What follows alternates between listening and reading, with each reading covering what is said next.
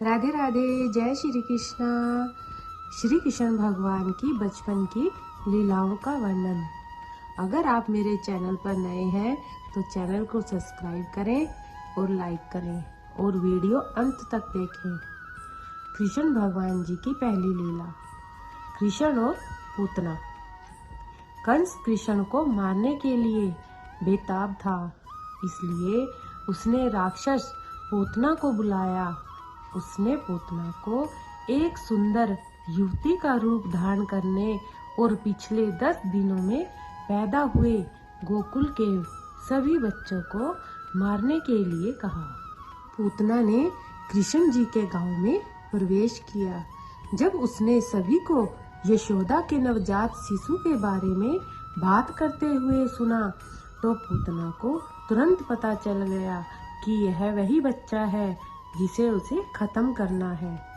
यशोदा का ध्यान भंग करते हुए उसने कृष्ण जी को अपने विष युक्त निप्पल से दूध पिलाया। विष ने उसे कुछ नहीं किया, लेकिन पूतना मर गई। कृष्ण जी की दूसरी लीला। कृष्ण का माखन चोरी। कृष्ण जी को माखन खाना बहुत पसंद था। जैसे जैसे वह बड़ा हुआ, कृष्ण जी ने अपने ही घर और पड़ोसियों से मक्खन चुराना शुरू कर दिया। यशोदा जी ने मक्खन लटका दिया ताकि कृष्ण जी उस तक न पहुंच सके। अगली बार जब मक्खन चुराने गए तो कृष्ण जी ने अपने दोस्तों को एक मानव पिरामिड बनाया। वो ऊपर चढ़ गए और मक्खन के कलश को तोड़ दिया। सिर्फ मक्खन चोरी नहीं, एक बार गोपियों को एक अद्भुत सीख देने के लिए भी गोपियों के वस्त्र चुराए थे। कृष्ण जी की तीसरी लीला। नल कुबेर और मणिग्रीव। यशोदा कृष्णा जी की हरकतों से इतनी तंग आ गई कि एक दिन उन्होंने उन्हें एक ओखल से बांध दिया। अपने आप को मुक्त करने के लिए कृष्ण जी अपने आंगन में 2 पेड़ों पर रेंग गए। फिर वह पेड़ों के बीच के मार्ग से रेंगने के लिए आगे बढ़ा, ओखल में फंस गया। इसका फायदा उठाकर कृष्ण जी ने अपनी पूरी ताकत से रस्सी खींच ली। पेड़ दुर्घटनाग्रस्त हो गए और 2 देवता नल कुंवर और मणिग्रीव प्रकट हुए। कृष्णा ने उन्हें उनके श्राप से मुक्त किया। चौथी लीला। माँ यशोदा ने कृष्णा जी के मुंह के अंदर क्या देखा? एक बार जब कृष्ण जी खेल रहे थे तो उन्होंने अपने मुंह में मिट्टी भर ली, अर्थात मिट्टी खाई। जब कृष्ण जी के दोस्तों ने उनकी माँ से शिकायत की कि यशोदा उसके पास दौड़ी आई और उसे अपना मुंह खोलने को कहा। शुरू में उन्होंने मना कर दिया, लेकिन जब यशोदा ने उन्हें कठोर दृष्टि से देखा तो कृष्ण जी ने यशोदा जी के कहने से अपना मुंह खोला और उस मुंह के अंदर सारा ब्रह्मांड दिखा दिया। इसे देखकर माँ यशोदा बेहोश हो गई। पांचवी लीला। कृष्ण जी और कालिया। हर दिन कृष्ण जी अपनी गायों को नदी के किनारे चराने ले जाते थे।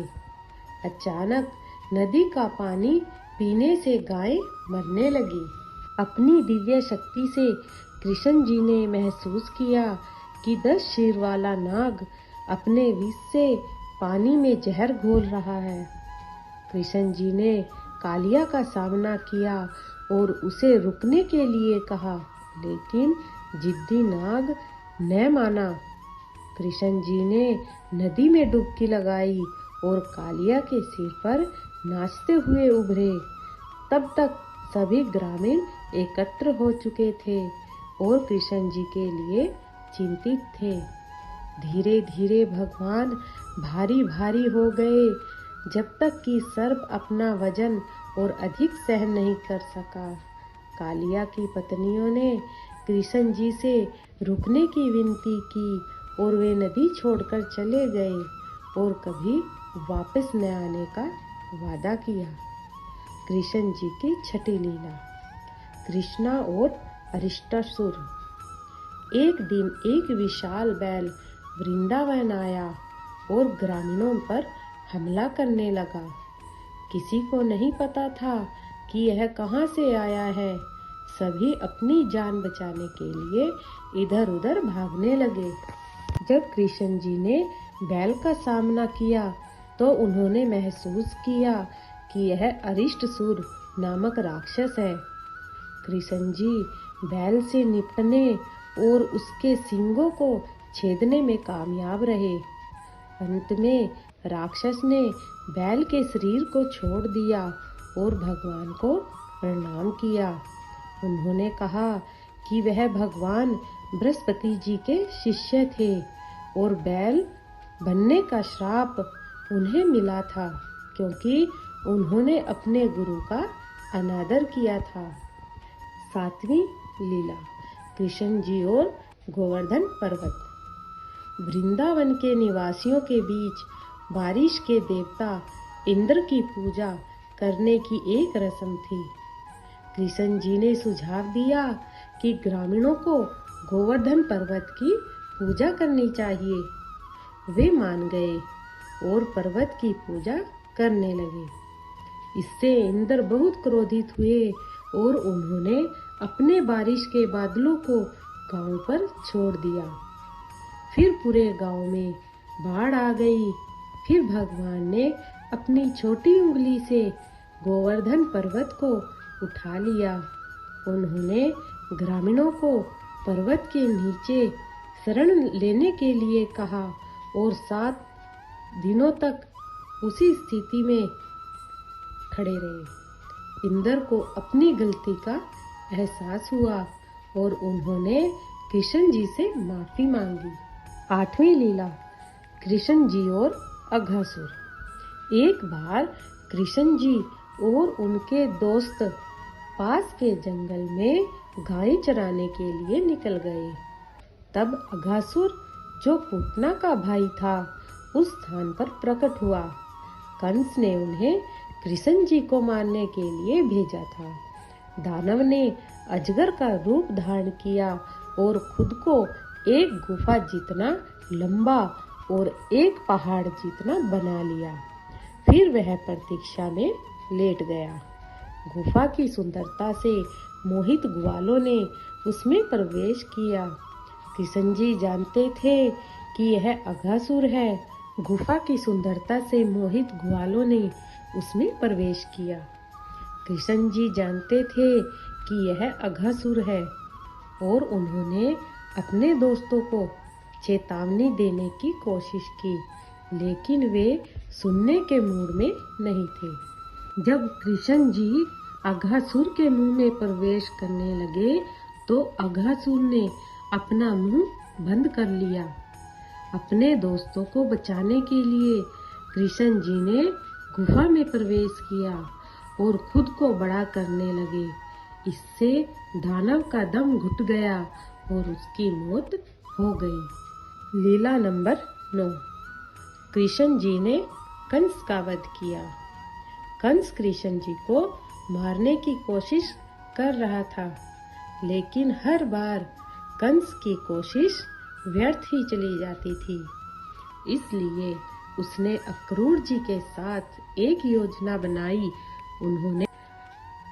उन्होंने कृष्ण जी और बलराम जी को मथुरा में कुश्ती प्रतियोगिता के लिए आमंत्रित करने का संदेश भेजा। दोनों कार्यक्रम में शामिल होने के लिए राजी हो गए।